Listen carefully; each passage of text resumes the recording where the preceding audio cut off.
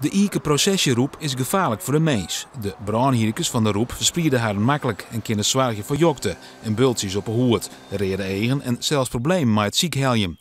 Er is dit hier in Friesland een explosieve toename van het al flinters dat u de roep komt. Ik ben er volle meer nesten telt. 3 jaar kwam de roep alleen nog maar in de stellingwerven voor. Nou is er al in 8 Friese gemeenten voen. Dit hier ben er voor het eerst ook in Tietjerkster deel flinters van de roepsjongen. Dus dat betekent dat Friesland koers staan op een hele fors aantastingsgebied met heel veel kosten en ellende. De gemeente West-Stellingwerf spant de kroon in Friesland. Als je nesten niet weghaalt, dan krijg je een vervijfvoudiging van het aantal vlinders volgend jaar. Doe je dan dat jaar, nou, dan kun je zelf wat doorrekenen. Dan krijg je gewoon een enorme explosie van rupsen. Als je het nu aanpakt, zijn de kosten gewoon veel minder. Ze zitten er daarom bovenop. De gemeente spoort er nesten op en helpt ze voort.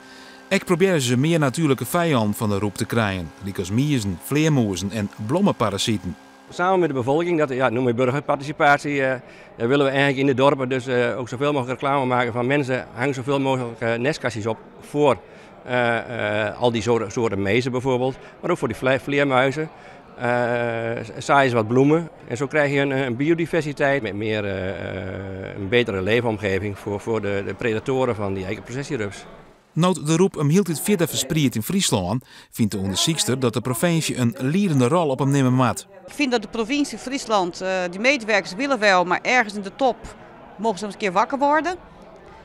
Die provincie die zadelt de gemeente op met een hoop verantwoordelijkheid, terwijl zij ook even goed een zorgplicht hebben naar de burgers als de gemeentes.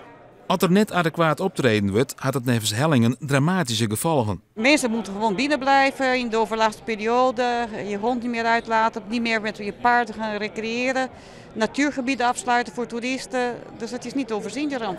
De provincie liet in een reactie weten dat de bestrijding een taak is van de gemeenten. Maar zei ook dat er naar aanleiding van het onderzoek nagedacht wordt dat ze een grotere rol spelen moeten.